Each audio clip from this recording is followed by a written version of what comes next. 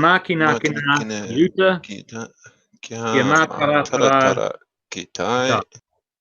Ehi akiana ta'atakura, hei tio, hei huka, hei hohuna, tihei moriora.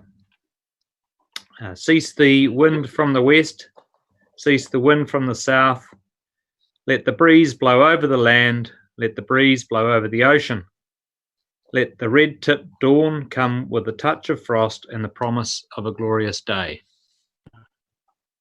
Kia ora. Tēnā koe, Martin. Thank you, Martin. I was watching Henny White and Charles during that, and interesting facial expressions. Flinching? Didn't he do well, Henny White? Oh, you're frozen, Henny White. Okay. Thank you very much, Martin, for giving that a really good go. I pretty appreciate that. So I'd also like to welcome everybody here. Do we have any apologies? No apologies. Are we all here, are we? Appears to be. Thank you very much. Do we have any notices?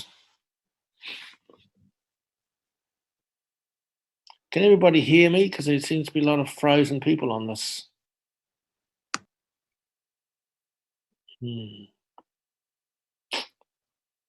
Not sure what is happening here. Rex, we can hear you loud and clear, and I think you're getting thumbs up from just about everybody. Yeah. Okay, everyone's frozen on my screen, but so it's a bit disconcerting. Okay, no notices. Well, you have to put your hand up if there is a notice, and because I can't hear you. So we'll go straight to conflict of interest. Any conflict of interests in this? There are none. Thank you very much. Confirmation of the minutes, and you've all got a copy of those. Are there any comments on the minutes?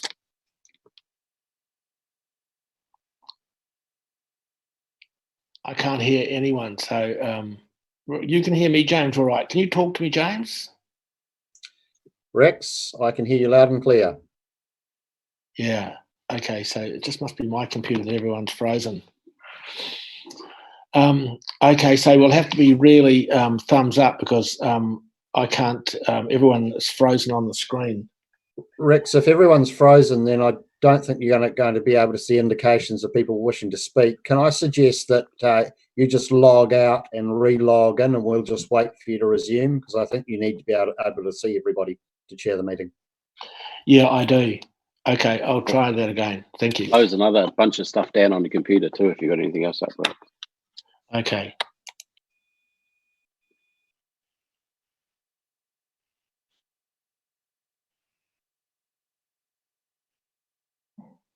Rex, have you called for Lily?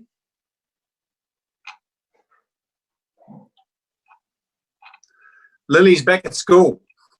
Oh, well, we're seriously in trouble then. Ring the principal. It's the end Have of a release HBRC.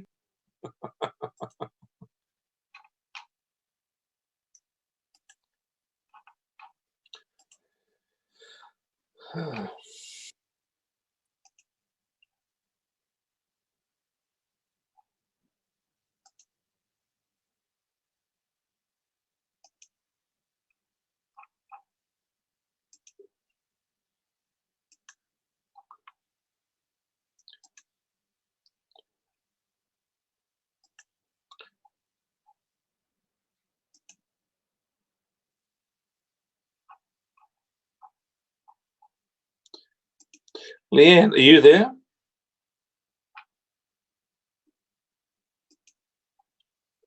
Leanne Hooper. Yes, I am. Oh, good. Look, I'm just having a couple of particular issues here. I read all the papers, but I thought all the council agenda papers were on. You'd emailed them to me, but I'm just going through my computer and I can find a whole pile of documents, not the actual council agenda. It must be all for me on Stella. Could you email me the agenda papers, please? Yep, so sure. I'll go now, Stella. Yeah, thank you. Okay. Workshop presentation, all that stuff.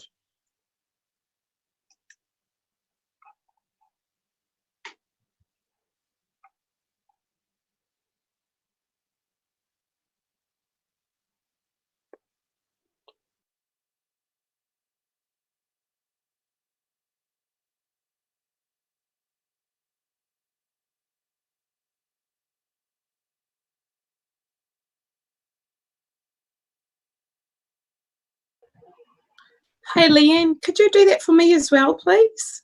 I'm having trouble being able to forward from my HVRC email, my councillor email, to my Gmail account. Sure, that's fine. Is there anybody else? While you're at it, Leanne, you can send me 6 lucky numbers for tonight. Thank you. Okay.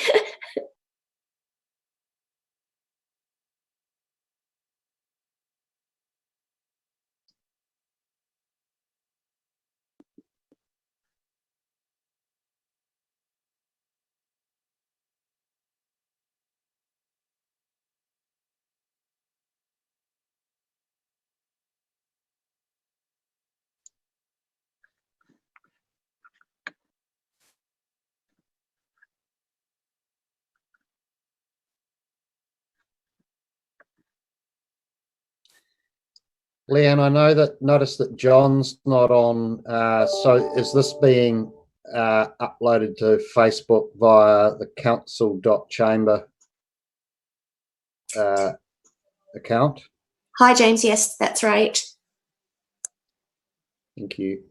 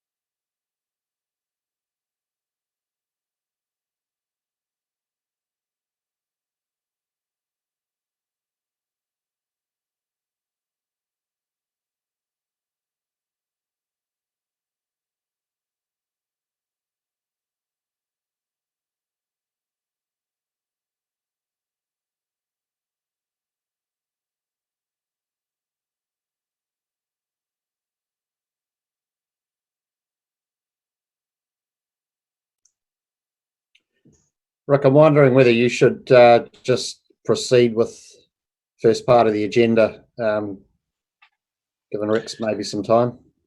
Okay. So the first part of the agenda is, are there any conflicts of interest declarations?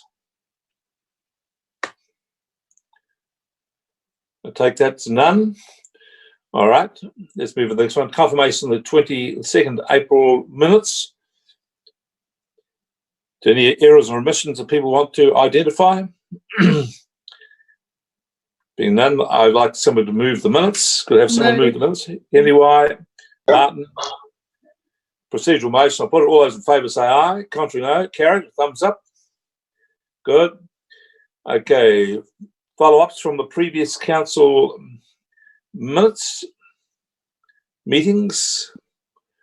People want to follow up on. So, Chair, we'll take these as read. I see there is a question from Api. So which one it is? Is that Api? Was that a question for the Tangata Whenua members or a question for staff? All the questions in Stella will start with a question to staff. I'm having trouble accessing Stella this morning. So I can't even see the questions I've put onto the agenda, I'm afraid. Right, so this one relates to the RPC Tangata Whenua representation on council committees. The intent was to represent this agenda item on the 13th of May, giving you the opportunity to have clarified with the other Whenua reps. So that note, sorry, James. That note was, through you, Mr. Chair, that note was just to indicate to yourself, actually, that I'm ready and willing to engage in that conversation. I know you indicated at the last meeting that we'd re-kick off a conversation with some of the Tangata Whenua and Māori Standing Committee members. So there was just a follow-up to organise an appointment with you. So are you seeking our assistance in establishing a meeting with the Tangata Whenua reps to discuss this matter? No, that's happening. in parallel in the background. Right. So more of a discussion with you directly. Correct. Okay, that's good. I'll get something teed up. Thank you. Okay, anything else on that list there? I'm looking for my agenda. My papers are hidden behind me here. I can't see them on the thing. I don't have them, so I'm just flying a bit blind here. So is there anything else off on that? On the minutes you're talking about? Yeah. No, the run. Are you there, Rex? Are you? Yeah, I am, yeah. All right, well, away you go. That's the follow-ups on previous meeting. We're now on to item 5, call for minor items not on the agenda. Over to you, Rex. Okay, thank you very much, Rick, and apologise to everybody. It's not I do have some technical things in St George's Road with very poor connection, but it's more about competence, really, to be honest and frank. When I yell out and get my kids in here, they seem to be able to make it work. Okay. I think, Rex, you're going to have to get Lily declared an essential worker and exempt from schools on Wednesdays. Exactly. That's exactly right. Yeah. I sure love that, Rick, when I tell her. Okay, call for minor items not on the agenda. Don't tell me this is the second time in a row. Everyone's going to sleep. Okay, thank you. There are none. As there are none, is no hand. Oh, there's a hand. Who was that? Is that you, Charlie? Oh, no, just straightening up my picture. Okay, rightio. There are no minor items on the agenda then. We'll go straight to decision item number 6, policy on notification for water bottling consents.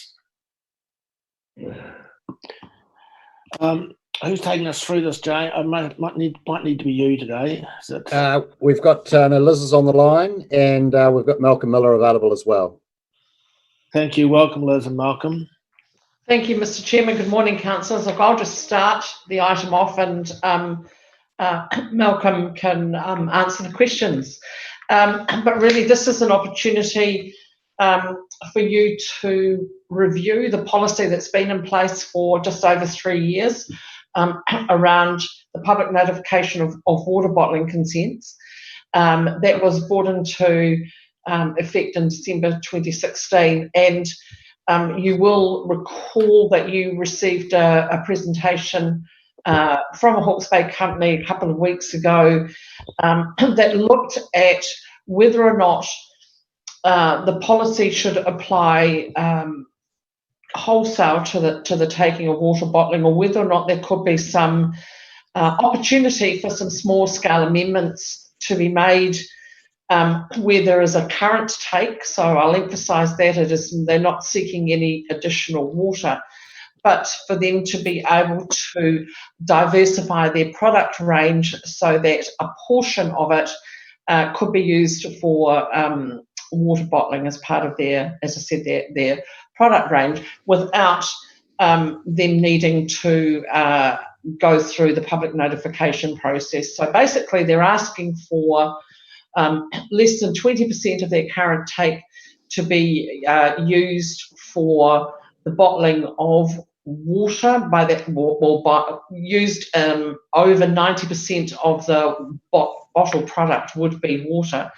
And that's what they're asking for without the need for public notification. So this paper presents a number of 4 options for you to consider. There may be others, but these are the ones that we are putting before you to consider as part of any discussion on water bottling and on public notification. And look, and with that, I'll hand over to Malcolm just to go through the 4 options briefly. Thank you. Thanks, Liz. Hope you can hear me. Yes. So it's, yeah, hopefully paper can be taken as read. Liz has outlined it pretty well. We've administered the policy that was put by council 3 years ago, but sort of the timing was such that TEG came along with the science to say we've allocated all we should from the aquifer anyway. So that was another way to put the handbrake on as far as people applying for more water. So now we've got a policy still to say that anyone wanting to use water for water bottling purposes, change their consent to change the use, or to transfer from one site to another, all those situations will require that the application be notified under special circumstances. The Apollo example just illustrates or opens the question of other cases where perhaps we could relax on that position. We haven't taken a specific position as staff. The recommendation basically presents 4 options. They are to basically continue with the approach that we've got, which is to anything associated with water bottling would be notified. Second one is step back from that, but delegate that decision-making process to hearings committee or councillors, and they could make the decision on a case-by-case basis. Third one is to actually do it by a plan change, actually change a plan, RRMP, and put provision in there to specifically state that that's something that should be notified. And that gives it a very specific direction that's the way it should be approached. The point we make there is that it has been discussed through to the tank process, could have been put in the tank proposed plan change, and it was decided not to take that approach. The fourth option is to step back and go back to what we were doing pre-2016, which was the discretion was with staff, and it was considered on a case-by-case basis, as all other applications basically are, as to whether the activity should be notified or not. The notification test is set out in the Act. We did get some legal opinion on that in terms of the process and what if an activity was not going to have an effect that was more than minor, was the justification to notify. There is provision to apply special circumstances.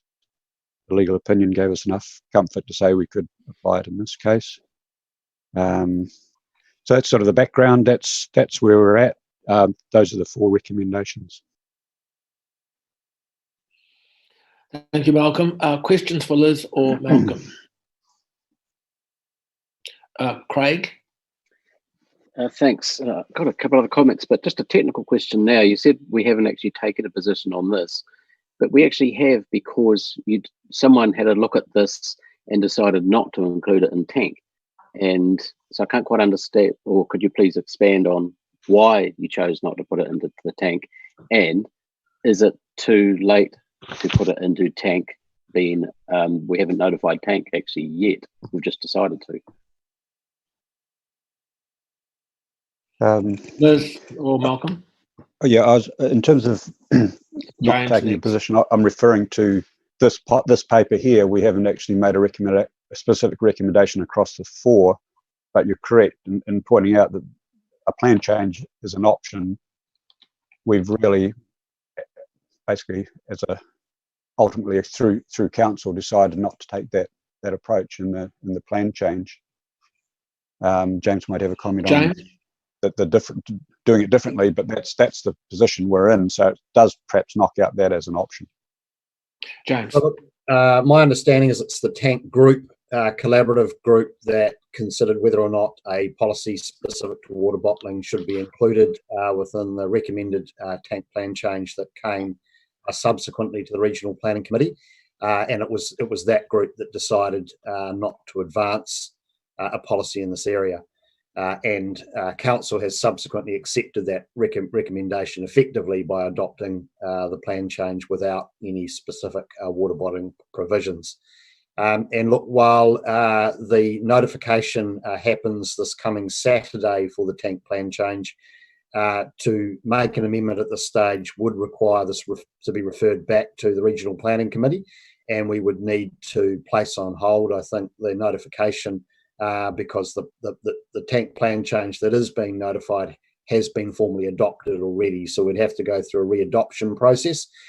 We could introduce this matter as the tank plan change is considered as an additional matter for consideration I have every expectation that there will be submissions on the issue of water bottling during the tank plan change process, and it could be a matter that's taken up at that time by the commissioners considering it.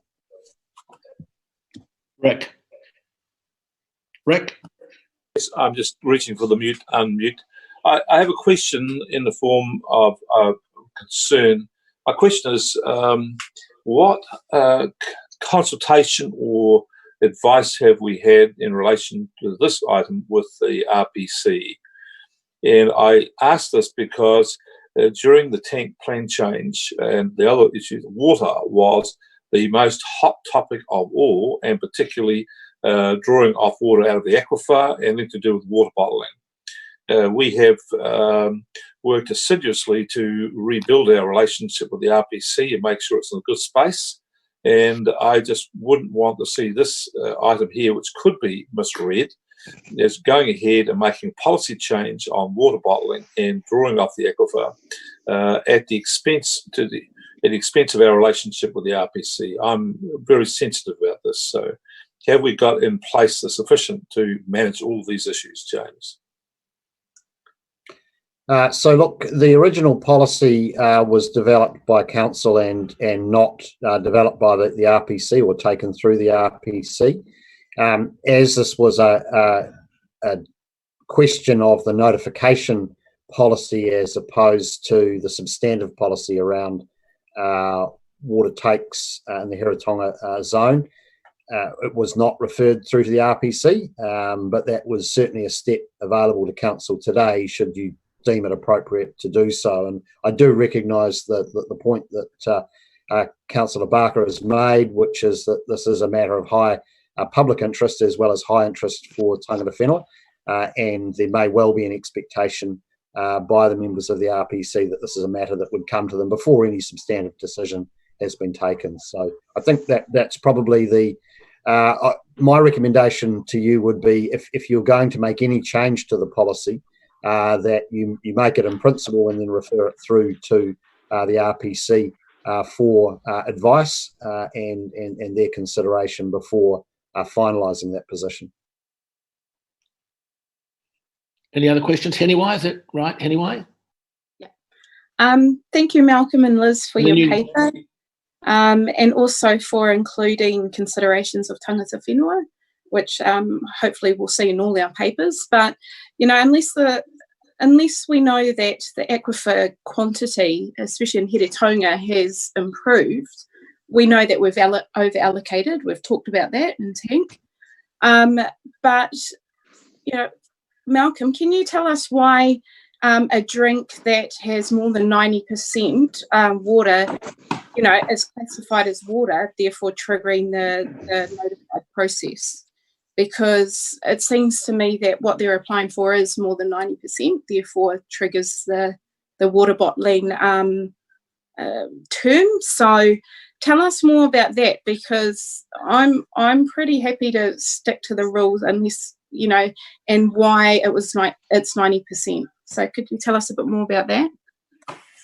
Yeah, the 90% was really sort of recognising that from a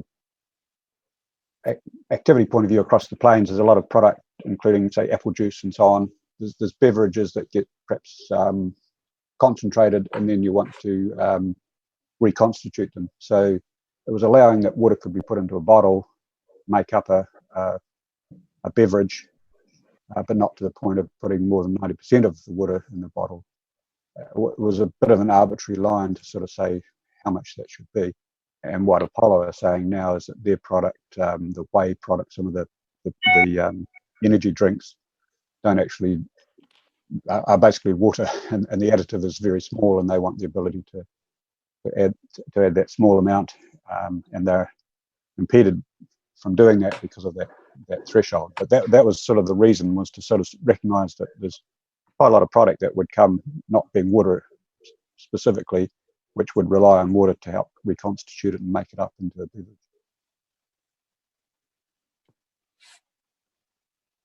Neil, did you have your hand up? Yes, I did, Mr. Chair. Thank you.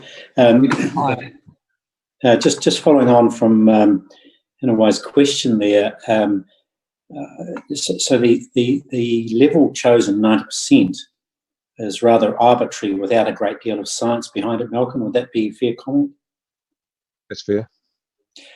What would be a percentage if we were to consider, this technical barrier to make it, to enable these producers to deal with their product? What would a percentage work for them? No, I don't know that number, but I do. In terms of what they were saying to us, that was one example of what they wanted to be able to do, but they also wanted to be able to basically bottle water. As well. So we just need to be clear that the rationale being offered is one of a technical, if you like, arbitrary decision that didn't quite work, or is it a broader issue for a number of consent holders to expand their water bottling businesses? I'm not clear which of those two things we're dealing with. I don't think it lends, for those who have a consent for water bottling purposes already, then there's no issue. It's the ones who are on the margins. Basically, no one could apply for water for any use basically across the Hiratonga Plains now. So there's not really a chance of more water bottling opportunities coming in and getting consent across the Hiratonga.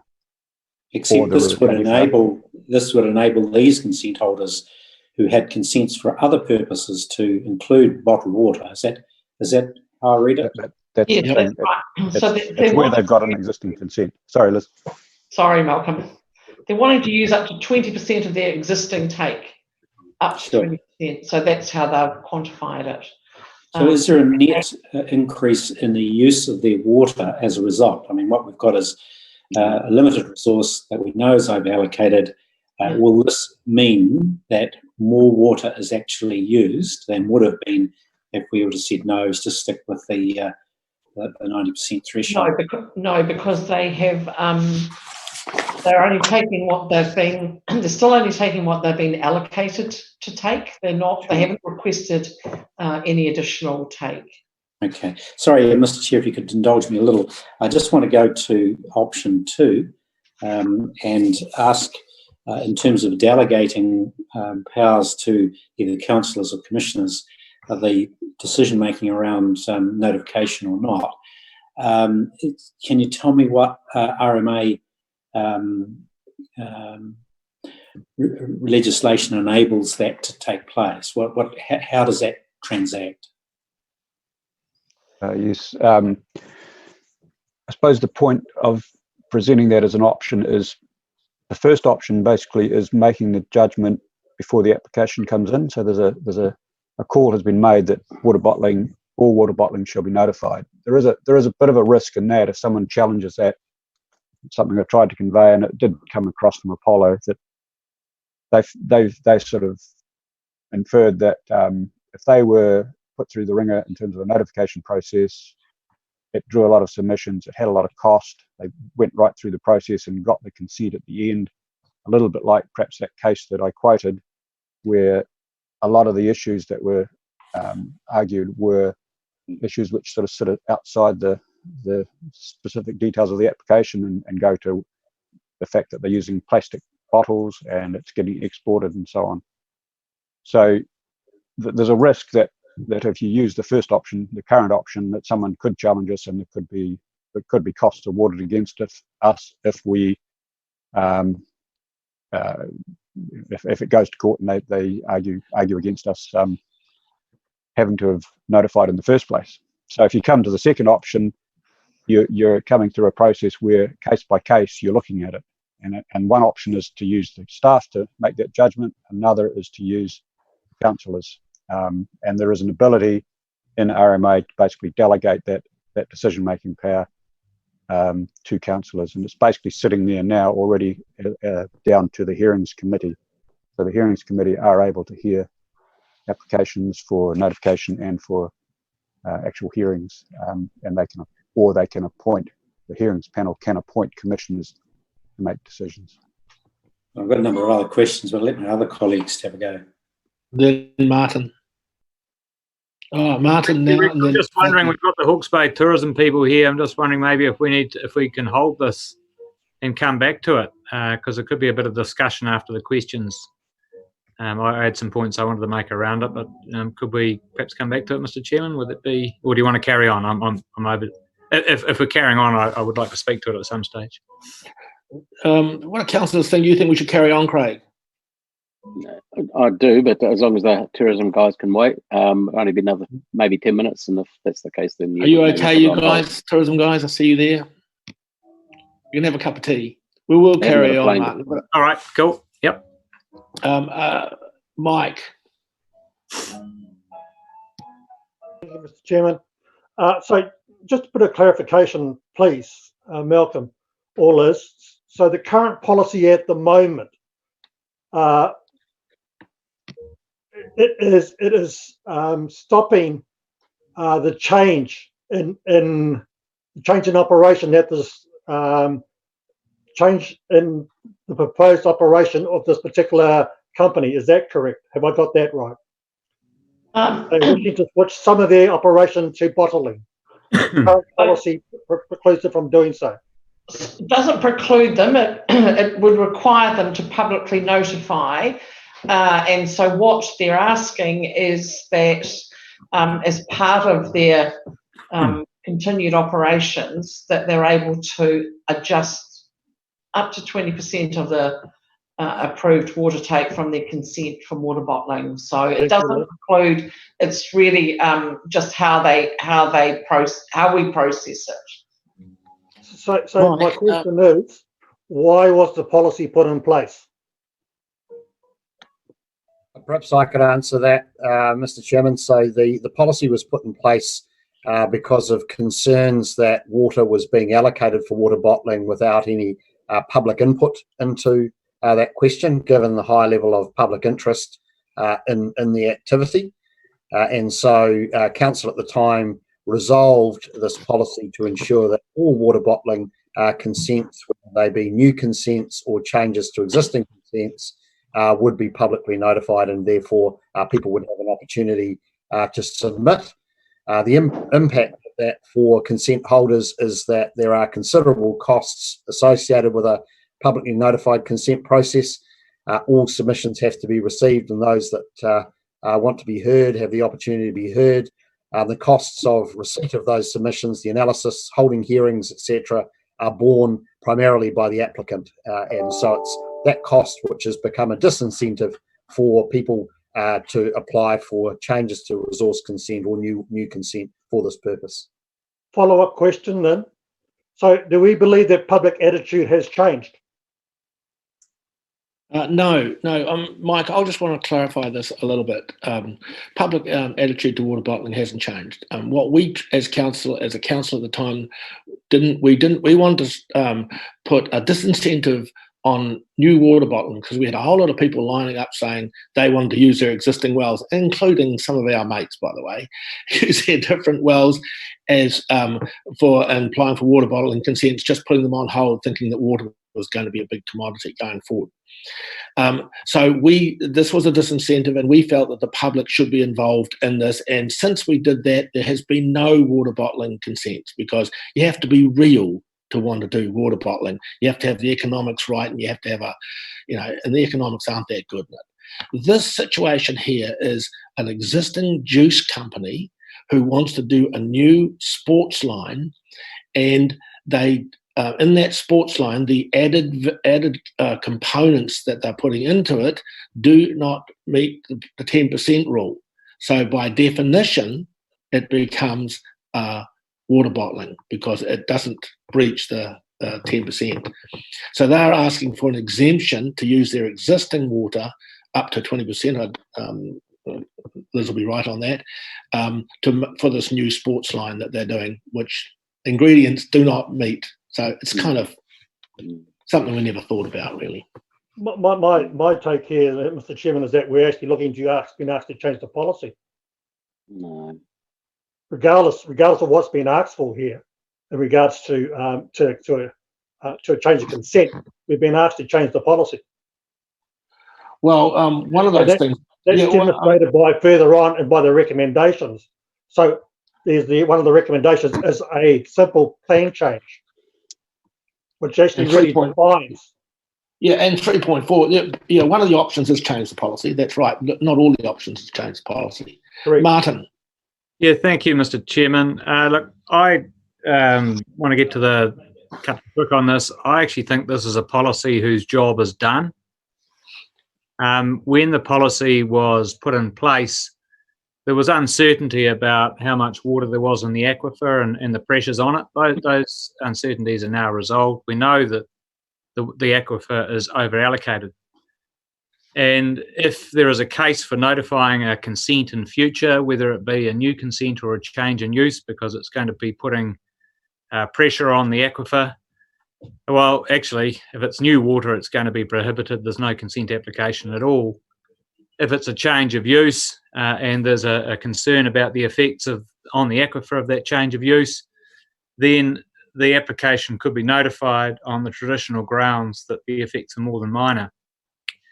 But if the concern is about the activity of water bottling itself, that is, if you could each please look at paragraph 30 of the agenda paper, and in particular, if you're thinking about, hey Charlie, if you're thinking about, sorry, a bit of piano in the background, the concerns about the water being exported offshore or the consents being held by offshore companies or no charge on the royalty or limited value to the community or that it's got plastic containers, all of which are perfectly valid and natural concerns, the Environment Court has now confirmed that those are not relevant matters.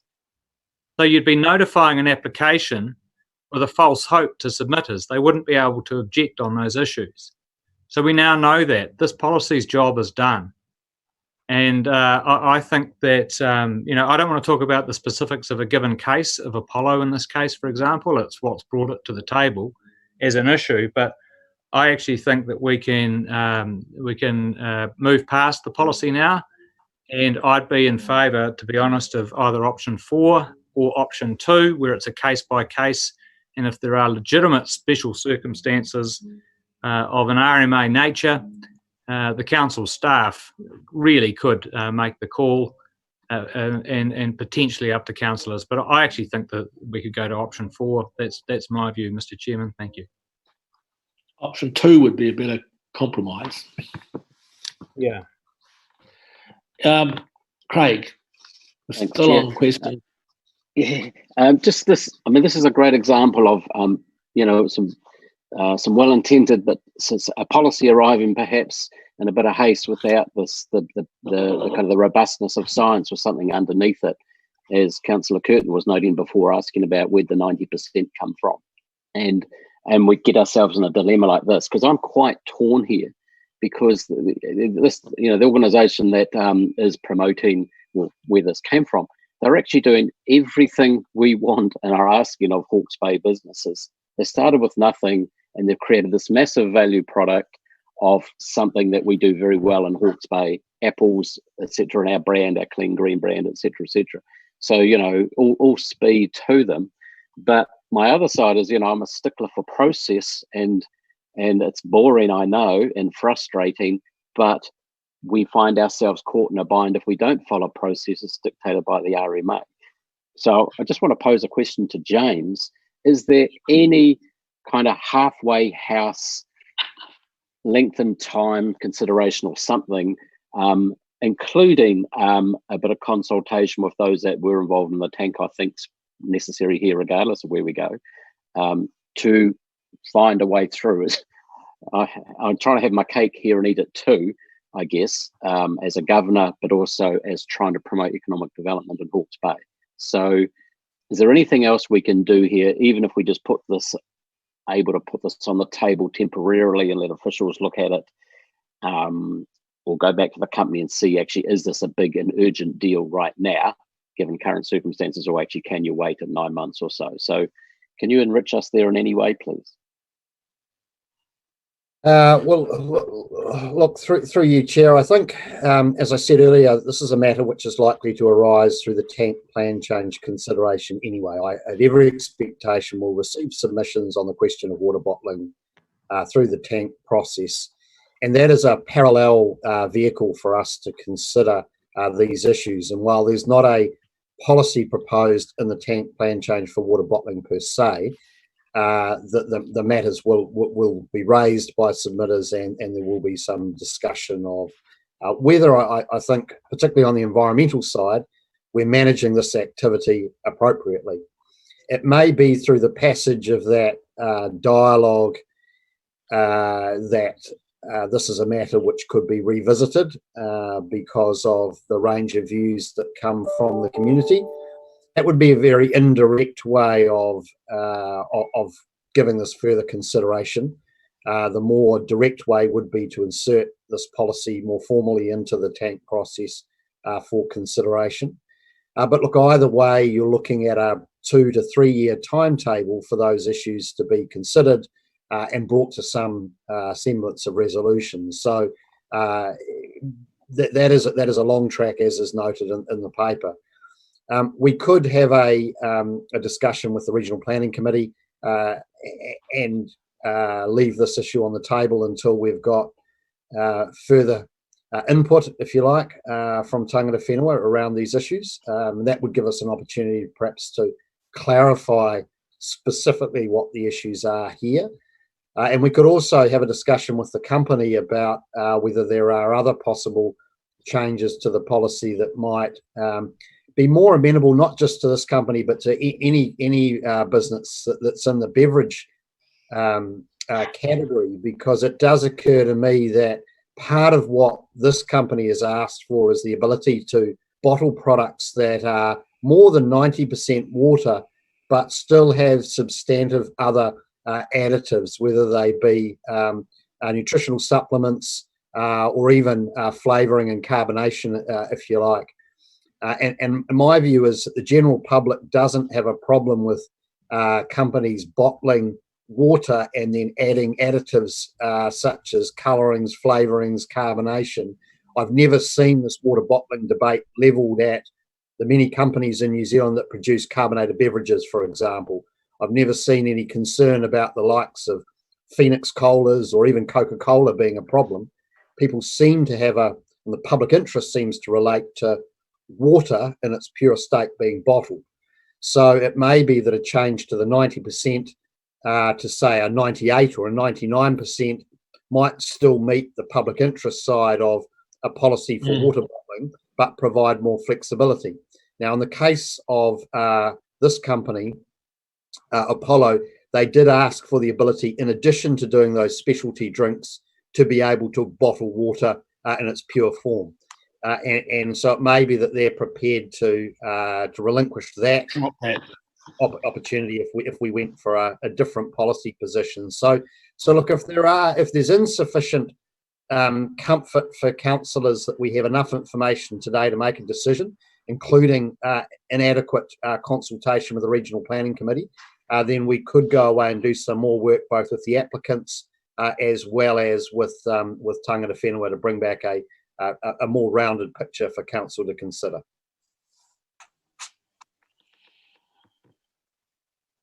Neil. Thanks, Mr. Chair. Just coming back to it, James, just following on from that, I'm still not clear whether if we were to seek or make a technical adjustment to the percentage that we're talking about, whether that constitutes a substantial shift from the notification policy that we've got in place or not. I'm not clear whether we're seeking a minor technical where the implications, the effects are less than minor, as opposed to a broader, if you like, opening up or exposure to greater impacts. I'm not clear on that. Can you help me? So this policy consideration doesn't relate directly to the environmental effects test of the RMA of whether the effect is more than minor, because usually it's the more than minor that triggers a notification requirement under the Act that councillors will be familiar with. In this case, the trigger for public notification came from a public interest test, so there are provisions in their RMA for you to take other matters into account in determining whether to notify, and it was the significant public interest as opposed to the environmental effects of water bottling that triggered this policy in the first place. The question of whether shifting from, say, 90 to 95 or 98% as the definition of water bottling, in my view, wouldn't be a substantive change to the policy, because the policy is designed to address that public interest, which, at least in my personal view, and councillors would need to form their own view, is related to the bottling of water in its pure form, and the making of beverages that involve 95% part water.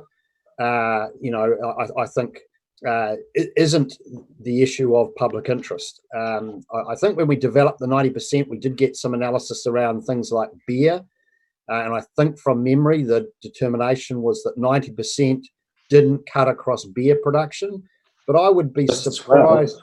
You're happy about that, Rick? Yeah, so I mean, this was the problem, and it goes to where this conversation started today, and that's that 90% is an arbitrary number. Yeah. And a line was drawn, and so I think if you shift 90 upwards or downwards, it's not going to have a substantive effect on the outcomes of the policy. Those that are seeking to bottle water for that purpose, water bottling, and branding, the contents as water, will still be caught by the policy. So I think you could make some shifts which would be pragmatic. They may meet this particular example halfway. But that's something we'd need to discuss further with that company. So therefore, is that captured by, sorry to interrupt, is that in terms of the options today, would we need to go back and bring back another option in there, or does 39.2, for example, cover that? Look, in my view, we'd need to represent the paper. So it is a different option to what's proposed in 2. I mean, 2 is really just about enabling discretion. Mm-hmm. Yeah. Just a point of information, Chair. I just wanted to dispel this myth that it was science or any logic that applied to 90%. It was not. It was just a purely emotional figure. And I remember raising at the time, taking the mickey out of people, that lettuce was 96% water. That's right. You did. I've just checked my figure on Google. So there was no science about this. It was just entirely emotional. So let's be clear about that. And so we wouldn't be able to have a Coca-Cola factory here, would we? Which maybe is a good thing, but we wouldn't be able to. Michelle. Just my comment. Whether it's 90% or whatever, it's very difficult for tangata whenua to support anything like this when they're experiencing empty waterways. Waingaro, it just seems like something's. Why did it come up so close to the clean change? What do you call it? The notification. And then whether it's 90% or 50% is still water and it's bottling. And I don't know, this just seems like they're looking for a loophole. And it needs to be discussed further with tangata whenua. I can't see anybody at tangata whenua in that area supporting further take from the aquifer that's already depleted. So I think you need to take that into consideration. If my husband is from that area, so then for my children are uri of the plains, I would be concerned. That's just my kōrero. Thank you. Thank you, Michelle. Just a clarification, it isn't further take. They already have the take.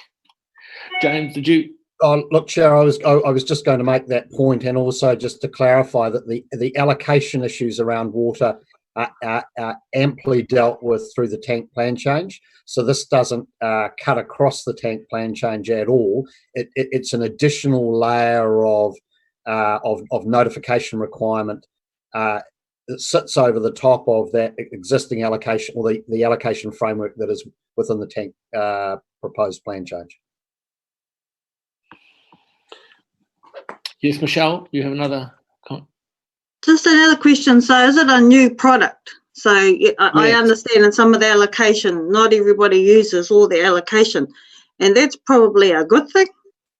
And so if they're creating a new product, is that going to, even though they have their allocated, that 20% that they're looking at of taking for the water, wouldn't that therefore be of concern environmentally? Yeah, no, it's just still something not quite right about this, and it needs to be looked into further. And yeah, I'm just a little bit worried about it. And the other thing we need to consider that's never been discussed, but it's gone through Waitangi Tribunal case, the freshwater and geothermal Waitangi Tribunal hearing in 2012 from New Zealand Māori Council, and that was that Māori never ceded their rights to native title on water, and that the government accepted that we have proprietary rights to water. It's never been discussed, and it needs to. Thank you. Yeah, thank you, Michelle. That discussion's well above our pay grade, I'm afraid. That's a discussion for government to do. And I don't want to get involved in it. And no, too complicated for me. It's a big one, which is not for regional councils to decide on, and the government will make an edict sometime, I guess, around it, and we'll deal with that then. Just to answer your question, this is a new product. I'm not sure whether they're using their consent to its capacity or not, whether they're going to drop some of that back, but they have a consent for a certain amount of water, and this is a new sports recovery product that they want to do, which doesn't meet the, I'm not sure what the amounts are, but it doesn't meet the 90% ruling, which Coca-Cola wouldn't either, I imagine. But I understand beer does. I'm quite surprised at that. Okay, Api. Thank you, Mr. Chair, and to staff and other councillors for the comments shared this morning. Just on behalf of the iwi members, we'd welcome a conversation around better defining that shifting measurement, the 90 to whatever that is. I do know that we have concerns around the current condition of the aquifer, whether it's being overdrawn. So I would welcome the conversation, as Chief Executive James Palmer suggested, that we might look to insert more robust science behind this policy, so that as we go forward in a post-COVID situation, our staff have better ability to be able to make more prompt decisions to help businesses generate employment options in a post-COVID recovery situation. Thank you, Mr. Chair. Thank you, Api. That's a very good point. Is it a feeling that we should understand this situation a bit more? I'm personally not there, but is that what everyone wants to do, that we need to hold back and understand this a little bit more? Well, can I just say to you, Chair, I think it needs a bit of explanation. Really, I don't think it's as clear as what it is here. There's a lot of pieces missing. And I just think we need to take everybody on the journey with us. That's my worry, is that if someone come along and had a look at this, it looks like we've taken a jag in a different direction. And in this, and I start with a thing that I really like the product these people make. Been an admirer of them, and do the right things. I just thought their idea to have specialist fruit drinks was just the apple juice drinks was just fantastic. Loved it right from day one. I understand there needs to have a range of products that they sell with us to improve their sales of their apple drinks. They've just got to fill the cabinet. That was what they were doing. I understand they tell us they're not going to actually be taking any more water. from the aqua at all, and they're going to be redirecting, but I've never understood exactly how that works. My other problem is that my problem with this is twofold. One is we're simply making a decision to suit the wants and the mores of an individual company. They could do this by applying for resource consent and going through a public process, but they don't want to do that. So we're changing the process to suit them. And I'm worried that in doing that, we are going to may do some damage to other relationships we have. It's not just with these companies. We have a relationship with Māori, Via Tank, and so on. And I want everybody to come on the journey and be comfortable about where we get to in the end. So I'm happy, my view would be, we make a choice which we think is the preferred one here. And before we make a decision, we consult with the RPC and the Māori Committee leadership and just say, well, this is what we're doing here. Explain so everybody's very clear. And if everybody's comfortable with it, well, then proceed. I don't want to leave anybody behind. That's my view. Other views? Neil, did you have one? Well, Mr. Chair, I wonder whether, in fact, we do let the paper lie on the table with a view to coming back with that other option. It occurs to me that there are two things in this. One is if it can be progressed as a minor technical adjustment, then we ought to consider that, but also to talk to the RPC if that's another, part of this process. We ought to also do that. So is there any appetite simply to let it lie and bring back that other option, James, with a little bit of explanation around it? We can certainly bring back further advice if that's what's sought. Okay, is everyone else happy to do that? Martin. I think there's Martin, you want to move forward, but are you happy to leave it lie on the table for and get some more information? Yeah, look, I think what might really help listening to this conversation, I mean, you heard where I'm at. I'm already sort of a bit further advanced on that progression of changing the policy than my colleagues are, but I think what would be helpful for everyone to understand would be how a future water bottling consent, whether it's a change in existing use and convert something to water bottling or to take new water, would actually be handled under tank anyway, because I think the underlying concern here is the mauri of the water in the aquifer and our awa. That's the underlying concern. And if that's adequately addressed through tank and applications are going to be notified anyway that would have those impacts, why are you taking a particular industry to heel that's got all this sort of arbitrary judgments around what is water bottling and what's a lettuce? When we've got the economic concern, I really don't think we should be driving this off one applicant like Apollo. We should be looking at it systematically and strategically, but I actually think all the answers are in tank, and if the next paper or a revision of it could explain how water bottling would be treated under tank, that might help the conversation. Thank you, Mr. Chairman. Jeff? Just an agreement, that's all. Okay, then I think we do have a majority who want to leave this on the table and come back. James, when we do come back, I would like, because it's around this arbitrary figure of 90%, I guess, more to the point. If you, I'd like to know. Well, at the moment it is, Martin, shaking your head. Right now, at the moment, it's around whether it's 90, 95 or 85, whatever it is. What doesn't fit into the 90%? I mean, Coca-Cola, I wouldn't have thought would. What doesn't? It would be really interesting to understand that, so we get a feeling for the common sense of this decision, really. So, okay, I think we will leave it on the table. Rick? I'll move that the matter lie on the table and be brought back at a suitable time with a appropriate report from the Chief Executive. And do we have a seconder for that? I'll second it. Anyway, seconds it. All those in favour? Aye. It's carried. Martin, you were against, were you? You voted for it too. James, we do want to bring it back as quickly as possible because there are some economic imperatives in this, and as Api pointed out, if there's 3 jobs in this, there's 3 jobs in this, and we don't want to make the wrong decision just because of economics, but we don't want to make the wrong decision the other way as well. Okay. Thank you very much, everybody. I want to invite, welcome George, Hamish, and Kim, who have been listening to that conversation. And George, I imagine you're going to lead us off here, so hand the floor over to you. Thank you, Mr. Chairman.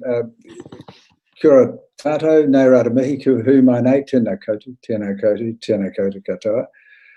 Thanks very much for the opportunity of talking to you all today. I guess, as we all know, tourism's at the forefront of the economic damage that's been caused by this virus, and everybody's looking for solutions that are going to help this industry through a really, really difficult time. So what we're going to do today is just very quickly brief you on our plans for stimulating visitor numbers back into Hawke's Bay, particularly over the near term. And I'll just highlight the fact we're talking about a level 1 environment. And that is an environment where people can travel interregionally. At that level, we expect that travel will pick up quite quickly. We don't expect air travel will feature heavily at that time.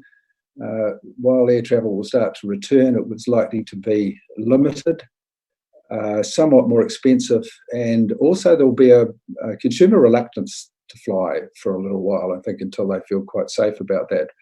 So we're talking about an environment which will essentially be driven by drive, if I can put it that way. So I'll cover off a bit of the issues in terms of the broader market. Hamish will talk about the campaign details that we're planning, and it's great to have Kim with us today, who's been doing a lot of work on the creative expression that we're going to use and how we'll represent Hawke's Bay. Just on demand, there is pent-up travel demand in the country right now. There's no question about that. People are, at the moment, desperate to get out of their bubble and out of their household and out of their region. Recent surveys show that up to 1 million people are going to travel within the next 1 to 3 months, once they're allowed. So we've got, no doubt about that, a very strong pent-up demand that's sitting there. The other thing to add into that is that in any one year, up to 3 million international trips are taken by New Zealanders.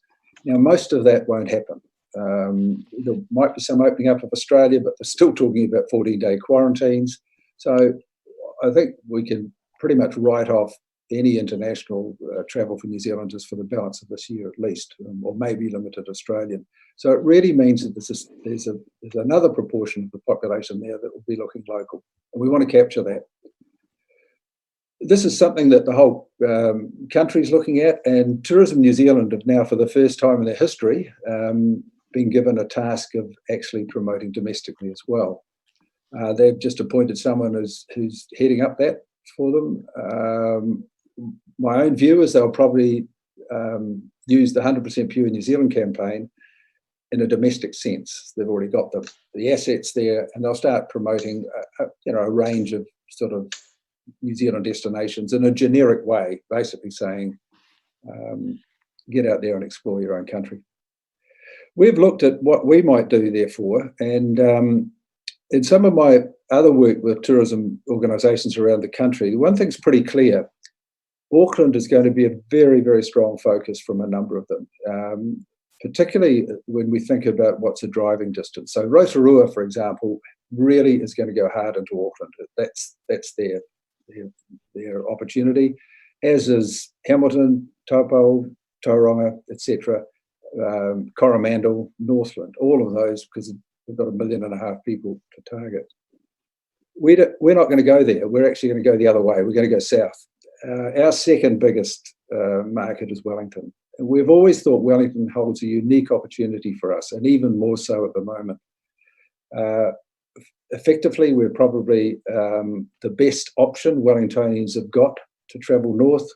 Travel to the South Island will not be easy. We also can dominate this market much more easily than we can any other. So we don't expect to have a lot of competition in that environment over this next little while. And in a sense, other regions have almost got to get past us to get to Wellington. So our plan is to use our budget and dominate the Wellington market, promoting Hawke's Bay as a visitor destination. We have been redirecting our funds, and we have enough money to do this. We're not asking for the council for additional support. We'll be starting to schedule the media and get our buys in place very, very quickly. So that's the plan. Wellington, as I said, it's not a new thing in our mind. In our last strategic review, we undertook to do a lot more work in this region because we think it is uniquely positioned to see Hawke's Bay as their holiday option, number one holiday option. So I'll hand over to Hamish now and just ask him to outline to you some of the elements of the campaign that we're going to be introducing. And I'll just highlight again, this is when we can see that level one is going to be enacted. So let's hope that's within about a month's time.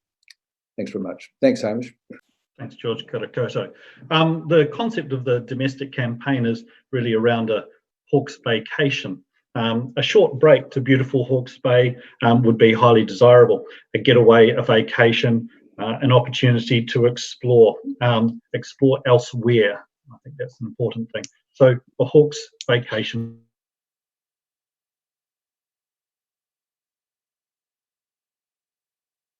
getaway or a sneaky midweek break.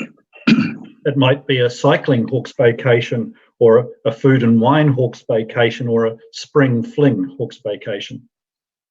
We're aiming to make a real impact and be disruptive. We aim to dominate. We can effectively take over Wellington to get our message across. Hawke's Bay and a Hawke's vacation will be unavoidable if you're living in the Wellington area. And what we'll do is we will work with our industry and our partners, and we'll develop packages. And these packages could have a family focus with cycling and deco and farmers markets and Tomato Peak and the aquarium, and maybe kids can stay free. Packages would also be based around food and wine Hawke's vacations and special events. Maybe there are incentives, pay for 2, stay for 3 nights, and so on. So this is something that we wish to work with our partners on. But what we also want to do is we want to involve our eyesights, and we plan to work with them as the call to action and as our conversion partners. They know the region so very well and have got the ability to answer any questions of any of the consumers and make those bookings for them. So I'll just hand over to Kim now to go through how we might express this. Thanks, Hamish. Sorry, I've just had a bit of a glitch on my iPad here. I assume I'm okay. Can you guys hear me? Yes. Great. Okay. So, sorry, I haven't got any great supporting visuals or anything here, so you'll just have to put up with my voice because obviously we've been working on this for a short time. But just picking up from what Hamish said, the great thing about focusing on one specific area like Wellington is we can really be big and bold there and not sort of just dribble in. And I think from a creative point of view, we should take that stance as well. We should have a big, bold statement and then pick up the campaign, which is obviously going to have quite a short span of time anyway. But to sort of hit it big and then follow up with quite a bombardment of material. So I won't go through a whole media plan here or anything, but basically our thinking at the moment is it'd be great to kick off with a letter to Wellington from Hawke's Bay. And we've talked about we can probably wrap the Dominion, so we would have the front page of the Dominion and inside to do this letter. And we really quite like the thought of personalising it to Wellington. So everything is "Hey Wellington," as in they know we are talking to them. This is not a generic tourism campaign being spread everywhere. This is absolutely targeting you. So the draft thinking of how a letter could work is something like this. So these words would be both as I said, dominating the Dominion for an insertion, and also used digitally in various ways. But it would be something like, "Hey Wellington, if we were," sorry, I'll just preempt as well quickly. I think with Wellington, being an ex-Wellingtonian myself, I think we've got to be really careful about how we trash the weather or make it sound like it's better here or whatever. I think we're much better to bring them on.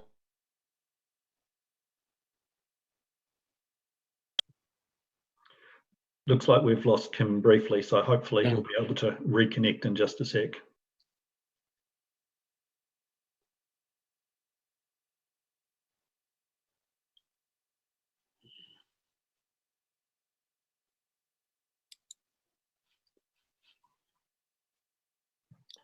Yeah. Kim has unfortunately dropped out 2 or 3 times today. Shows the importance of good connections, doesn't it? Yeah, he probably hasn't got him up here at his house either. Hamish, you may have to step into the breach, or George. Yeah, I was just hoping that Kim could come back. Well, perhaps just picking up that letter to Wellington, it's very much saying, I'm using Kim's words here, but essentially we'd be approaching Wellington on the basis that if we were a big city, we'd like to be like you. And so, but we're not. We've got other things that you might be interested in our region. And so therefore, we're going to open up our southern borders to Wellingtonians. And so we're playing on that idea that people have been, in a sense, border restricted for some time. And they'll be able to, suddenly they'll be freed up and they can start travelling north. And some of the other expressions of this will be using elements of the Hawke's Bay environment to sort of, in a way, imagine the equivalent international experience. And so, hey, Wellington, you might have been thinking of Barossa, we've got the same thing, we can do the same thing here, or if it's golf kidnappers or what have you. So there's a number of different iterations that we can start to use that just talks directly to Wellingtonians and starts to suggest to them that it might be a good idea to get out of their region for a while and start experiencing the magic of Hawke's Bay. And that's about as far as I think I need to go. We're going to continue to work on this and see what different elements we can do. Obviously, we'll start off with dominating the Dominion. We'll be on stuff. We'll be looking at what we can do in terms of videos. Also, static displays, whether it be bus stops or bus backs. And really, for a period of about 4 weeks, dominate the Wellington scene with Hawke's Bay messaging. If we are happy with that and we're finding that starting to work, by that stage, we'll be into our next year's budget and we'll go again. So we'll pick it up, add a new spin to it, and keep going. We think when we put all that package together, this is going to be the best way for us to support the Hawke's Bay tourism industry, which is pretty vital for us to get started. So I'll just leave it at that there now, Mr. Chairman. Hopefully Kim might come back. And I am back. Sorry, George. I don't know what happened there. I've had some glitches on this morning. I hope I did you justice, Kim, but you want to, or do you want to add something to there, please? No, I think I checked out halfway through reading that letter. So did you pick it up? Have you covered the rest? Yeah, perhaps just in your words, Kim, it might be useful for the group, yeah, if you wouldn't mind. Shall I just read that through again? Yes, please. Okay, sorry. So apologies for this. I'm not sure what's happening this morning on my connection, but so the draft of the letter reads, "Hey Wellington, if we were a big grown-up city, we'd want to be you, but we're not. We're different to you. And we just have a hunch that different might just be what you feel like right now.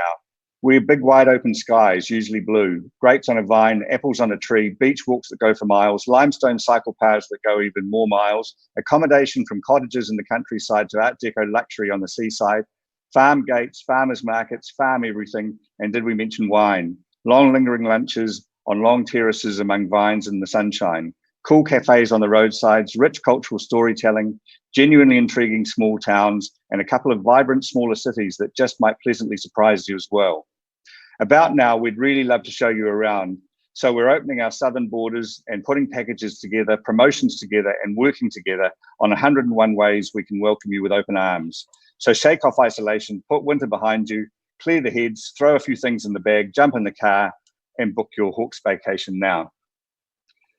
So that would be the start of it, and then we pick up on that book your Hawke's vacation now. And I think probably, as George has explained, we would then get into, we're ideally with the timing on this trying to do everything with existing imagery. There's quite a substantial library of good imagery that Hawke's Bay Tourism's got, so hopefully we don't need to shoot anything too much more, and we would put those images very dominantly against some quite short, sharp headlines, which are about basically the winter holiday you couldn't have, and the fact that you can have it in Hawke's Bay, and it is actually only a drive away.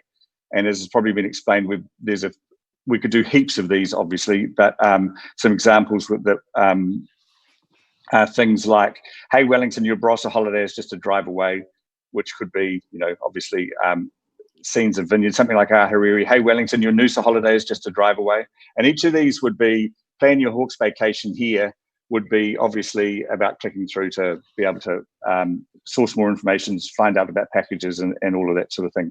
So it feels like it would be strongly linked to the big opening letter, but also let us then go everywhere from, as George said, from bus backs to obviously a huge dominance of digital, but and very much about getting on with the job of booking a vacation rather than simply being an awareness campaign. Thanks. That's probably about it from me. Excellent. Far better than I did. So, apologies for that. That's all right. Back to you, Mr. Chairman. Thank you very much for the opportunity of presenting that. Thank you, George, Hamish, and Kim. Questions from councillors. Before you do, I'd like to make a couple of comments myself. I think targeting the Wellington economy is quite a smart move, given that it's an economy that's heavily based on salaries and high salaries. So it's an economy that won't get hit as bad as other people, I wouldn't think, because a lot of government salaries and the government people will be less redundancies than private enterprise. That border restriction, I really like that. I thought you did a wonderful job describing what we have and they want. They want sunshine and they want wine and they want just to relax and get out of their houses. So well done. So questions from councillors. Who we got? Neil. Yeah, thanks, Mr. Chair. I'm much more interested to know what the current state and shape of the tourism sector is in Hawke's Bay, where the pressure points are, and what immediate steps that we could take as a council to either aid or rethink our position on tourism. So can you give us some thoughts on the shape of the industry? And I have a follow-up question, which will follow up after my colleagues. Go, Mr. Chair. George, I think you need to, or no, perhaps Hamish. I think if you could. Hamish. Yeah. Okay. Thanks for that question. Look, we've surveyed our industry. We've now done a second survey, and certainly they're hurting. I mean, when you consider that all of our hotels are closed, so that's over 500 rooms, that the majority of our motels are still open, yet many empty, so many empty. That's more than 400 rooms available. Some of our backpackers are still doing reasonably well, actually. You know, they still have pickers and packers and pruners in there. There are, you may be interested to know, more than 250,000 visitors still in New Zealand at this time. So more than 65,000 or so are on holiday. More than 30,000 are on working scheme holidays. More than 80,000 are here for education, you know, schools, universities, and more than 80,000 are here as essential workers. But our industry is hurting. We have a degree of reliance on an international market. That's normally around 25% of our visitor spend, but more than, around 75%, sorry, is domestic, and much of that is made up of Auckland, Wellington, Manawatu regions that are within a 4-hour drive. So the important thing for our industry and our market is a marketing campaign. When people are able to travel, that's what they want the most from us. They have been relying on us for all of their information. Hamish, do we know what part of the sector is hurting? what is the hurt and what can be done about that, and when do we get the report that tells us that? Well, I'm trying to ascertain what you mean by the hurt. I mean, Well, these you've businesses identified that are not the industry, operating. you've identified the sector has issues. I'm not clear what those issues are. Where are they? What are the solutions? What assistance can be offered, if at all, to support our tourism infrastructure? So, what does the future look like if those hurting businesses go to the wall? Can we do something about that? So, obviously, we do have an infrastructure. How do we defend it at this time? The thing we've got to do is get people back into those businesses, whether they be hotels, crucial. If we don't get people back into those hotels, they will close. And you'll find that suddenly we are, in Hawke's Bay, we've got our backs against the wall when it comes to getting people to the region. And the other thing is the people that feed off the hotels in your region at the moment are hurting. And that's the cafes, the restaurants, the laundry providers, and all those sorts of things. So all of these people are waiting. And I use the term this, everybody's wondering how long this bridge is that we've got to get across before we can get back to having a tourism industry anywhere near like we had before. And I think we're starting to see the other side at the moment, and maybe it's a month or two away. But boy, we've got to get some action going then, because I think that reality then will set in. If we don't have the customers that they need, then you'll see business closures. Because at the moment, everybody's holding out. So that's the issue we've got. It's pretty obvious what the problem is at the moment. There's no one there. We've got to get. So will you produce a report for us that details that? You've done surveys and the like. Can you help us there? I'm not sure what report would tell you they're not there. Well, yeah, Neil. I mean, I'm perplexed too. They're not there. People aren't there. No one's there. So where are we hurting? What are the industries and what support is important for the local industries now? Is there anything we can or should do, or simply do we leave it alone? Exactly what we're doing, what we've presented to you, what they want, and the surveys show. We need marketing. We need solid, effective marketing as soon as people are able to travel, and that's what we're ready for. That's our job, and that's what we're going to do. Rick, do you have a question, Rick? Or it was just an observation. I was just curious. I was just curious about your open letter, and when I listened to it, it made it seem to me, if I was in Wellington, that we were writing from Hawke's Bay, saying as if we didn't really know you. Whereas I would have thought Wellingtonians are very familiar with Hawke's Bay, very familiar with it, and we're like old friends. And I would have thought the pitch was going to be at a more emotional level rather than about the border. We've all been cooped up in our houses, all been locked up, and we can't get out and see our family and friends. And so I'd have thought the pitch would have been, friends, long friends thing. We're a part of your family. We're part of the Hurricanes family. We've been together all these years. We're missing you. Come and see us. You know who we are. We have these fabulous beaches. Come and try this and come and remake the friendship we've had of all these years. I thought that's more of a pitch at the emotional side of this. The people make decisions emotionally, not logically. That's what we do. I was just surprised at that. That's just my off the top observation. Thank you, Rick. I think that's actually a very, Tim, I will come to you. That's actually a really interesting observation, though, which I'd like you to comment on, Kim. I think it is actually really emotional. I totally agree with the thought of it being an emotional campaign, but I think where the emotions would be at the moment, particularly for city dwellers, as I understand, is the emotion is actually not so much about us as friends, but about what we've got out there in the landscape and the way we look. And it's exactly what I would feel like diving into. And I think that's where the emotional trigger comes. And obviously, all we've had at the moment is my voice. But we would have some pretty big, spectacular imagery of Hawke's Bay holding all of this together. But just to reiterate, I do think, both anecdotally and just from what we understand, that this whole desire to bust out and go somewhere new isn't actually about just wanting to go down the road. It is actually about wanting a different experience. I think Hawke's Bay is far enough away for it to feel like a genuine holiday, but it is actually about those things that Wellington is not, that we are, which is much more about our landscapes and lifestyle and things, is what would be really desired at that point. Are there any more questions? Will? Thanks, Chair. Thanks, guys, for that presentation. Just to pick up on your point about the alternative to overseas holiday, I was just wondering, have you done any work?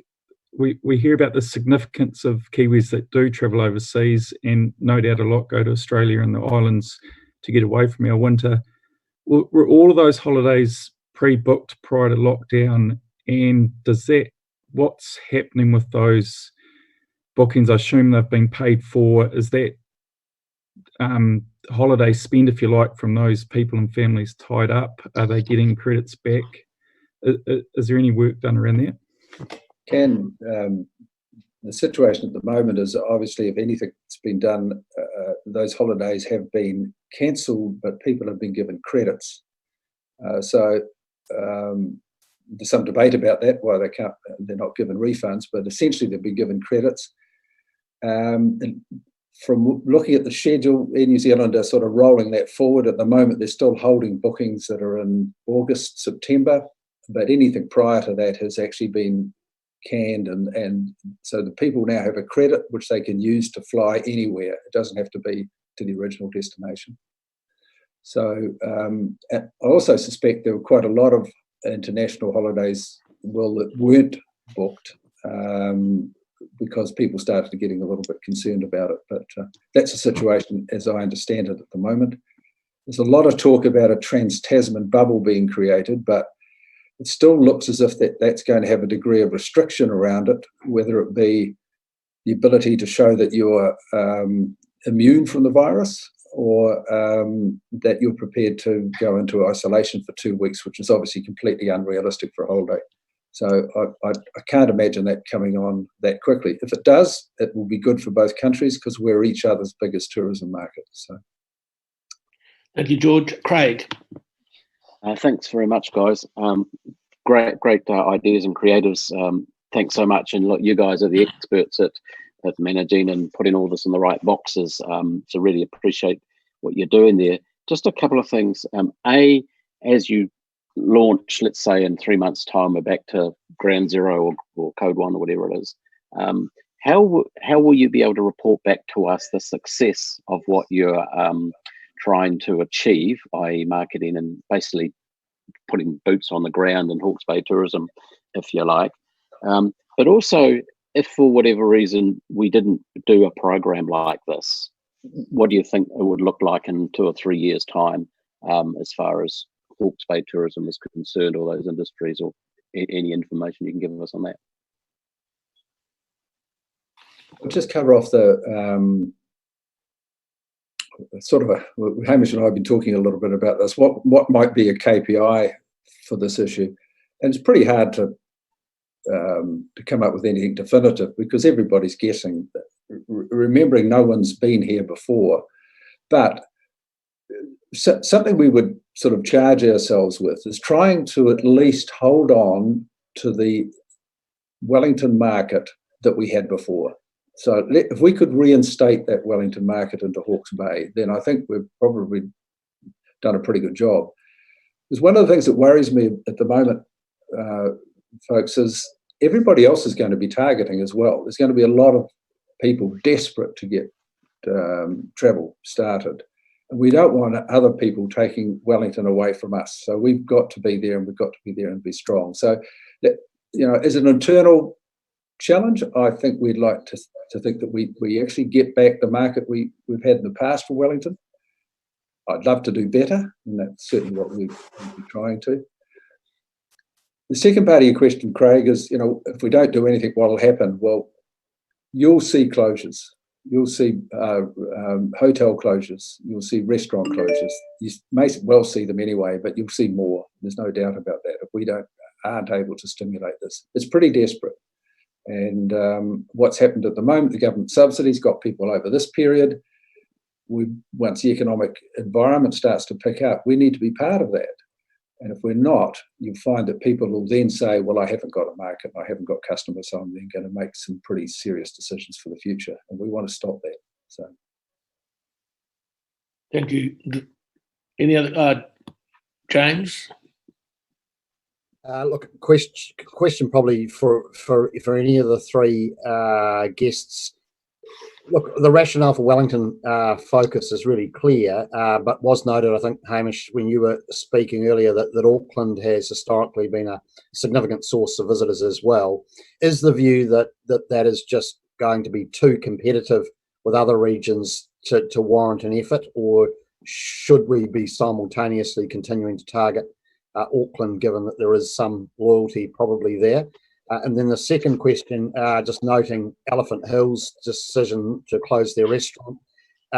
Is there any sense that our sort of value proposition as a region is in peril because there are going to be a succession of these iconic businesses which currently underpin our offering that might not be there when we come to reopen for business? Thank you. Let me touch on Auckland. Auckland is less of a drive for a short break market. Auckland is probably much more aligned to flights.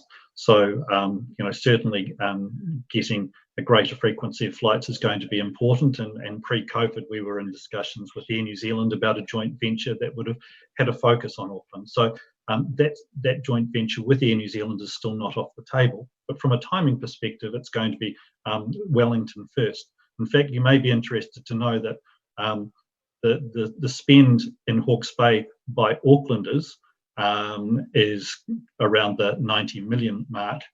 The spend by Hawke's Bay residents in Auckland is around the 150 million mark. So Auckland is actually much more of an export than it is an import in many respects. James, sorry, what was the second part of your question? Oh, look, it's just noting the Elephant Hill restaurant closure and just wondering whether we're on the verge of a more sort of systemic change to the shape of our regional offering. Well, this goes back to perhaps some of the earlier comments. Our industry, our sector, are wanting visitors. They're wanting people. They need people in order to be open. Now, we're fortunate that we actually also have many attractions and activities that will be open and will be accessible regardless.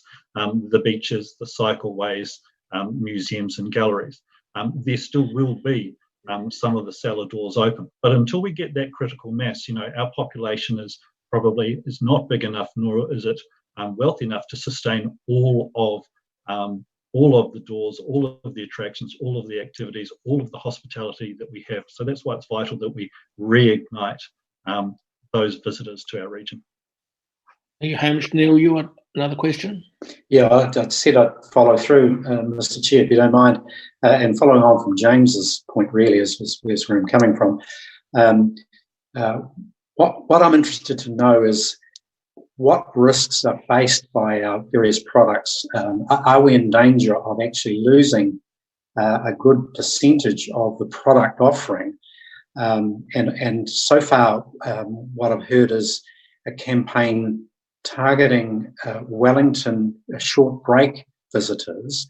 I'm interested to know across the board what the visitor market looks like from all the other activities like conferences, sports, those things that drive a big percentage of our visitors at the major events, etc. So I'm going back to the point that you picked up, Mr. Chair, earlier from me, was what am I looking for? I'm looking for the analysis that says these markets are at risk.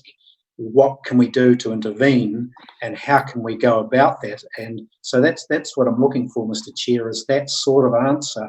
I'll also be interested, George, on your view about what the reset looks like for Tourism Hawke's Bay. What will it look like going forward? Is there a future for Hawke's Bay tourism?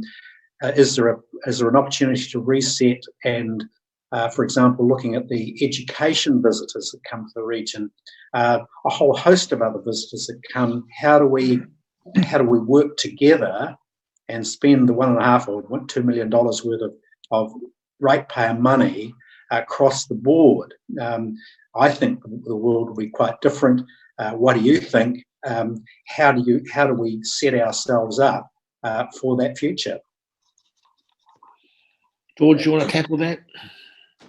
Yeah, I think there'll be some potential fundamental changes too, Neil, in terms of what's happening in this market. But it won't change travel essentially. What's happened, and this is far worse than other ones that certainly I've been through, but travel's been incredibly resilient, and because people want to. So, we'll get people back traveling again. Whether or not there's a shift in the market as to the style of travel, well, that's something that's pretty hard to determine at the moment. Obviously, events play a big part in our role. We probably under level 1 can't run events over more than 100 anyway. So I think we've got to see how all that emerges in time.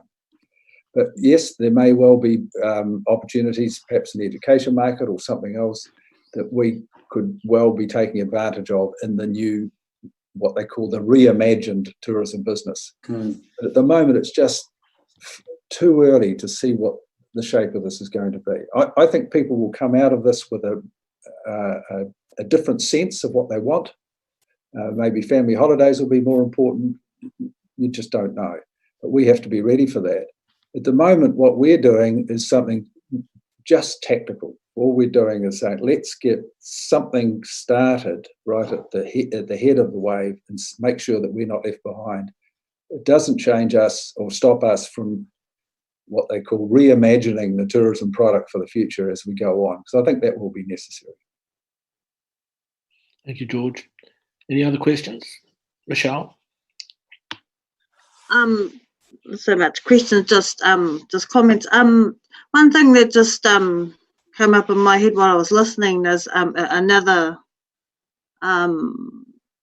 way to try and get the people to come to Hawke's Bay is like a getaway in the Hawke's Bay, because you just want to get away from being locked up, man, and that's an escape. As a parent of 3 children, I would be looking for accommodation that indicates that it has COVID-19 certification, the sanitizer and everything like that. It's something for the accommodation to consider and be ready for. As a family, you're going to be looking for something, even if it's level 1. It isn't gone till we're vaccinated. So if you want to grab families' attention, you've got to give us that package that's like, I'm just going back to before all this, the tourism, overseas tourism and everything. When I was a kid, the Bay was the place to go.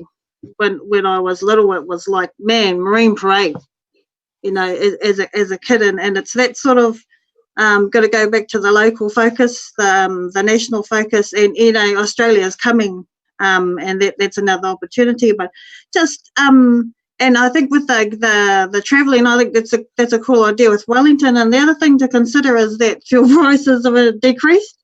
So a road trip's on the cards. Most especially the kids want to get the hell out of the house too.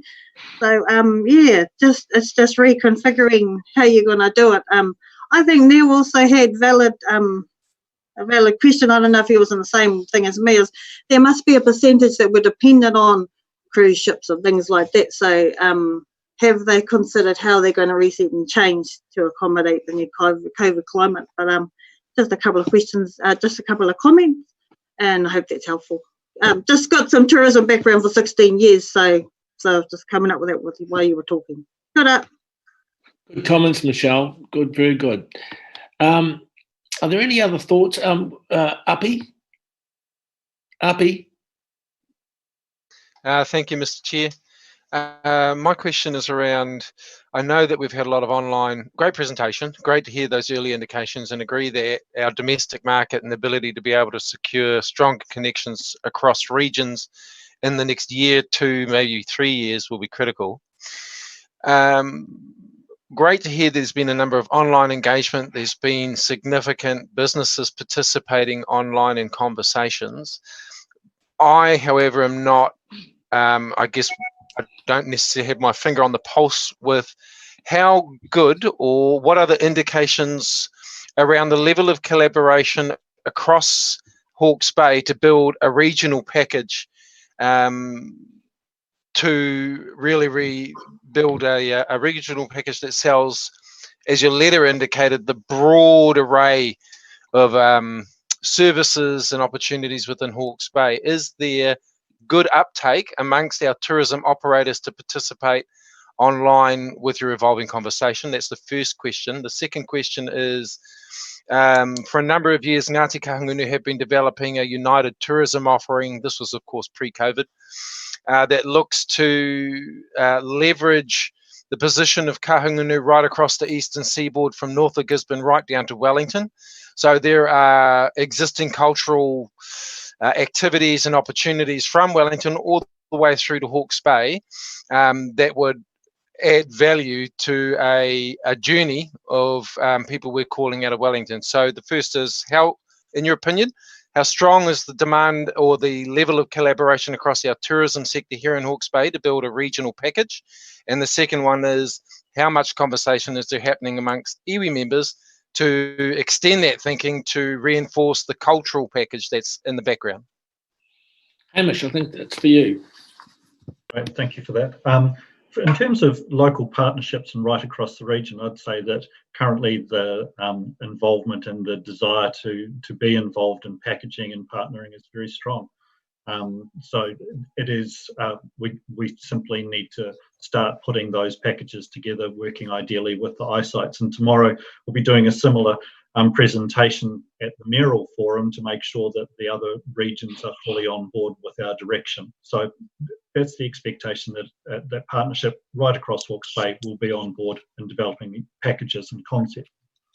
The second part of that is that pre-COVID we were we had developed a start in a Māori tourism marketing plan and strategy. So we were beginning to share that amongst our membership, remembering that we are a membership organisation. So we were sharing that in the first instance with our established Māori tourism members. So ideally that is still valid, and we'll still be able to roll those out.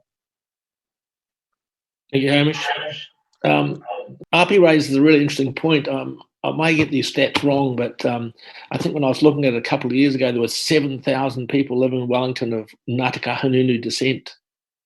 Get them home for a second. Tell them to come back for a bit. So are there any other questions? Because I've got one for George. George, it's a great presentation today, and thank you very much for that.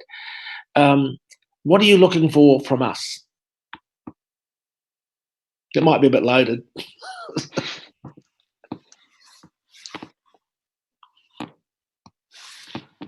You're on mute, George. You have to start again.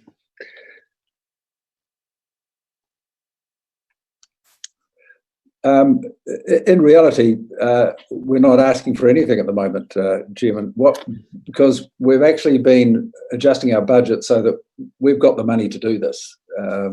And as I said earlier on, if we decide to go again, which we expect to, that falls into our next year's budget, so we'll be using that. So we're not actually cap in hand, other than obviously we're seeking, we'd like the Hawke's Bay Regional Council to be comfortable with what we're doing, endorse it and support our actions.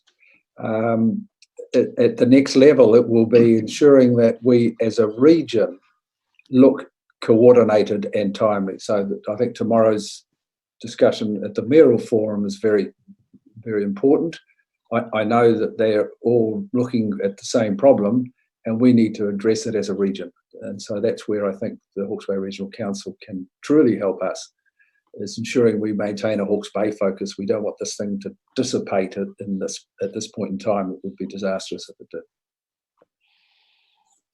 Thank you. I think we're going to have to trust your judgment and the judgment of your team on this. I thank you very much, George, Kim, and Hamish. Neil, do you want to wind us up, do you? Yeah, just to move the receive the report, Mr. Chair. Thank you very much, Neil. We have seconder Craig. All those in favour? Aye. Oh, I'm going to call speakers, Mr. Chair, or not? Oh, I was going to get to Smoko. I'm taking from the union rep. Yeah, we will. Well, if I could just take the floor a little bit, Mr. Chair, and I think Hawke's Bay Tourism are getting on with it, particularly the survey of the sector. And you asked George what Hawke's Bay Tourism would want from us, and I'll just turn that around and say, look, I'm really looking for George and the team is some really in-depth analysis of what's going on in the sector. I think that's vital in order to make some good, sound decisions. The other thing is much more long-term and strategic, is to say, what does our future look like, and what is our reimagination taking us? Where's that going? And that can be as wide and as broad as you like. We're going into the annual plan, the long-term plan. I'd love to receive from you a really, really robust case for ongoing support, a case that spreads right across the whole visitor sector. I mean, it'd be easier for us to go out and to say to a dozen or more groups, look, you just bring people along, here's $100,000 each, you go and bring visitors to the region. We could do that. Alternatively, we could have a joined up across the board approach from Hawke's Bay Tourism, reimagining their future and bringing back a really, really, this is reset time. The future won't be the same. So let's imagine what it looks like, but we do need that sort of response from you, and pretty soon, because we're making some significant decisions about spending ratepayers' money. Thank you, Neil. Craig? Yeah, thanks very much. And HBT team, really acknowledge what you're doing. Just to my colleagues there, I was on a Zoom call with about 70 odd Hawke's Bay Tourism members the other day. And it was the first time, because I've been in my bubble at home, that I could actually see real Hawke's Bay families and people, whānau, our friends, people we know, really, really suffering.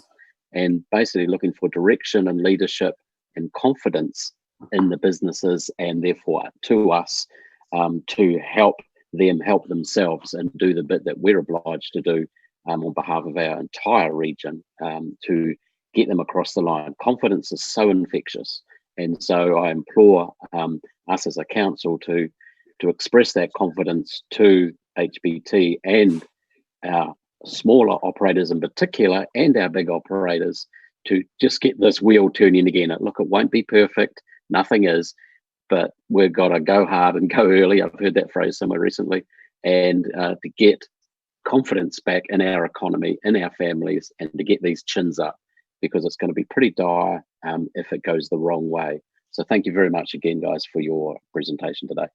Thank you. Thank you, Craig. Any other speakers? I'll wind us up. We're going to have a cup of tea. Once again, thank you very much. And to councillors, this is an area that we can actually impact on.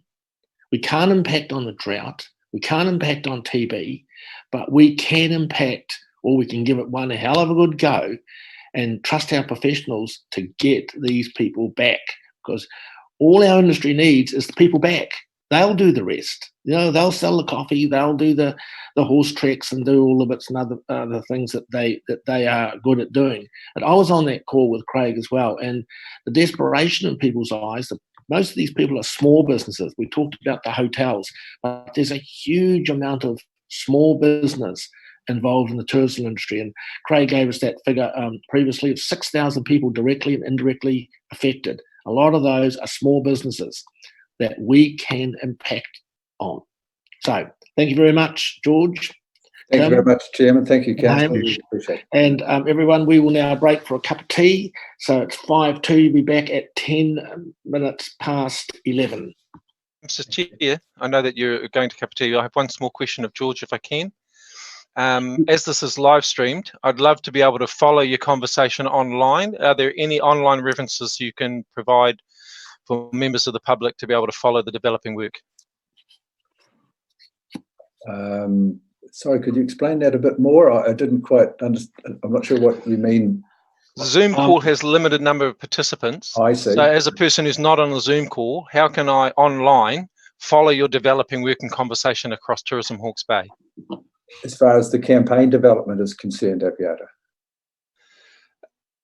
as far as the participation and work with our tourism operators. Yeah. The campaign, as you've presented it, is great, Yeah. but as that work and the concept evolves and we start growing participants into the solution, how can I, as a member of the public, follow passively the work that you're doing online? That, Hamish, in terms of your connections through the industry, it would come through there, I think, is the best way. That's right. Look, currently, other than through press releases and information, where actually the public can't follow that progress, but our industry can. So we actually have a Facebook site that our industry is involved in. And, 5 weeks ago, our industry, there were 169 involved, and now there is over 280. So they're really involved in that Facebook site, and I invite you to, if you would like to. We're opening that up. You don't have to be a member of Hawke's Bay Tourism. Ideally, you have an involvement or an interest in tourism to come into that group, and that's where we're posting and talking to our industry in that kind of safe industry environment. That's where we're talking to our industry about what we're up to, and to our membership. Remembering that we are also an association of members, and hopefully getting more members too. Thank you. Thank you very much. Thank you for your presentation, guys. Thank you. Thanks again. Folks, we seem to have lost Rex, so I don't think he gave a time frame for returning, did he? Yeah. Was it 10 past? 10 past. You ran for that coffee, James.